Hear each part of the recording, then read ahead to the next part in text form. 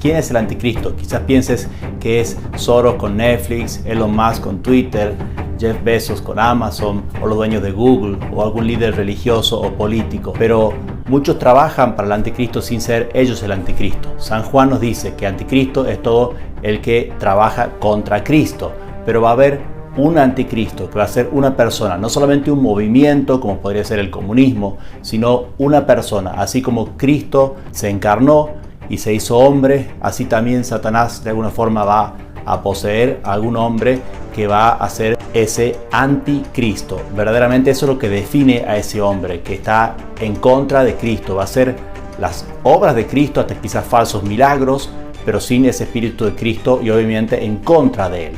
¿Cuál va a ser esa religión que va a promover? Según Fulton Sheen, la misma con la que tentó el demonio al Señor en el desierto. Una religión totalmente social, totalmente humana, que se ocupe de los problemas humanos como la paz, pobreza, cambio climático, lo que sea, pero no de la salvación, que es para lo que Cristo creó a su iglesia.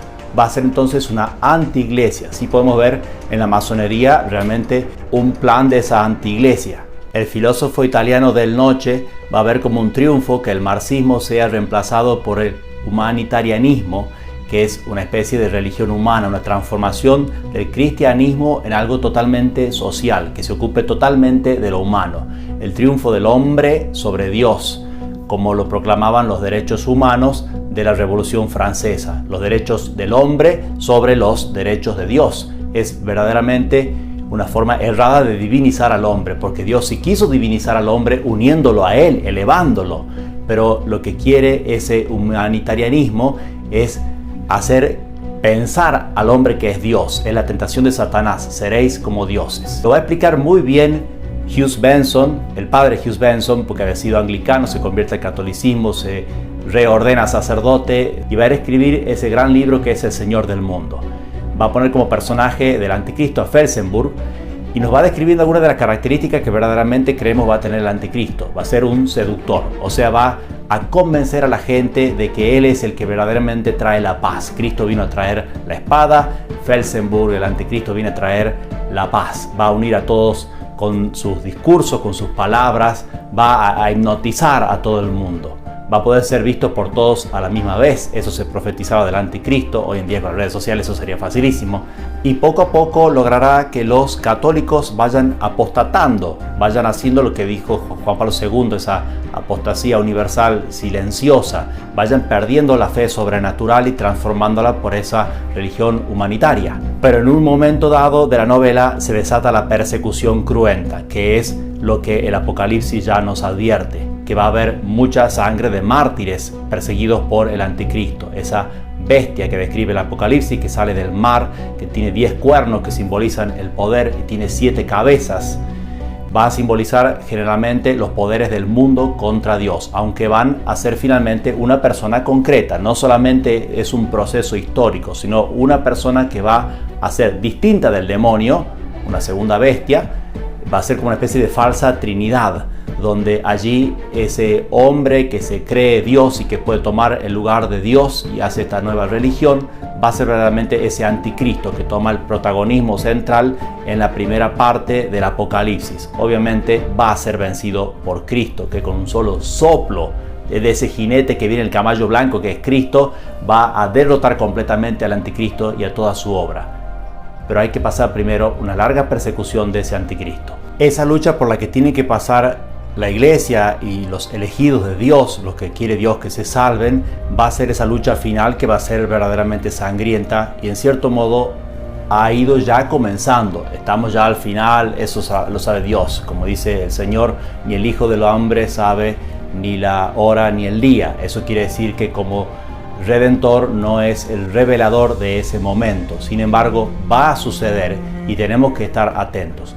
¿Qué hacer entonces? ¿Estar siempre amargados o juntar latas de comida en el subsuelo por si algo pasa o alguna vela especial? La verdad que no. Hay que tener el alma en gracia. Hay que hacer las obras de Cristo. Hay que rezar. Hay que recibir los sacramentos. Hay que hacer apostolado. Esa es la mejor forma de estar preparado para luchar contra el anticristo. Hay que promover la fe, porque esa sería la victoria del anticristo, que logre arrancar la fe, como Cristo preguntó. Cuando vuelva el Hijo del Hombre, ¿encontrará fe sobre la tierra?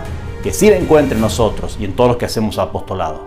Sin arruinarles el final de la obra de Benson, que realmente es muy buena, hay un momento en donde se bombardea Roma, que era donde se habían refugiado todos los que querían ser fiel a la iglesia y eran perseguidos por todos lados. Entonces van a huir a Jerusalén, donde hacen nuevamente un concilio, son 12 cardenales, ya les va sonando un poquito, uno revela algo, no les voy a decir el final, pero sí hay algo que llama la atención del final, que tiene un final sobrenatural, o sea que la historia no se resuelve desde adentro, ni es algo cósmico como que venga un aerolito, choque contra la Tierra y desaparezca el mundo, pero tampoco es algo que se resuelve solamente desde la historia. Tiene que haber una intervención divina, porque verdaderamente es lo que nos dijo el Señor en el Apocalipsis y lo que va a pasar. También quiero recomendarte otra novela que es de Martínez Zubiría, que firma como Hugo Wast, que se llama Juana Tabor 666. Son dos novelas puestas en una. Realmente es muy bueno el ángulo que le da, porque le da un ángulo incluso más profundo espiritualmente hablando. Va a tomar como base de ese libro el diario de un sacerdote apóstata, porque va a poner como dos personajes antepuestos, un sacerdote infiel que quiere ser papa y quiere llegar ahí arriba, entonces va a tratar de llegar a ser papa, pero algo más sucede y se da cuenta que es un títere del anticristo. En cambio está contrapuesto un sacerdote santo que simplemente es fiel en todo momento. En toda persecución y dificultad, él sigue fiel. Y ese contraste, que es lo que tenemos que nosotros decidir ya en nuestra vida, ¿de qué lado queremos estar? ¿Del lado de Cristo o del anticristo? Pero ¿en qué ámbito debemos luchar contra el anticristo? San Pablo dice que lo que frena al anticristo es el escatón, o sea, el obstáculo. Bueno, ¿qué es ese obstáculo?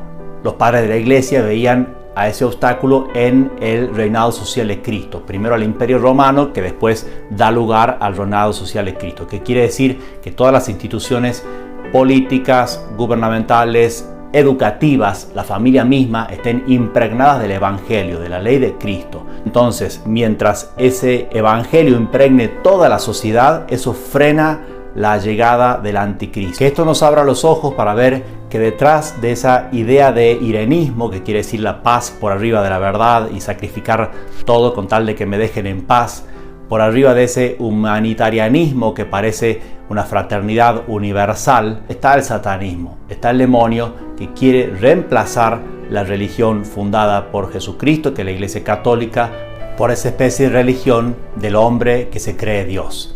No tengamos miedo, el Señor nos lo dijo en el Evangelio. El mundo los perseguirá porque me ha perseguido a mí, pero no temáis, yo he vencido al mundo. Si este video te sirvió, ponle un like, enviarlo a tus amigos, suscríbete y todo lo demás.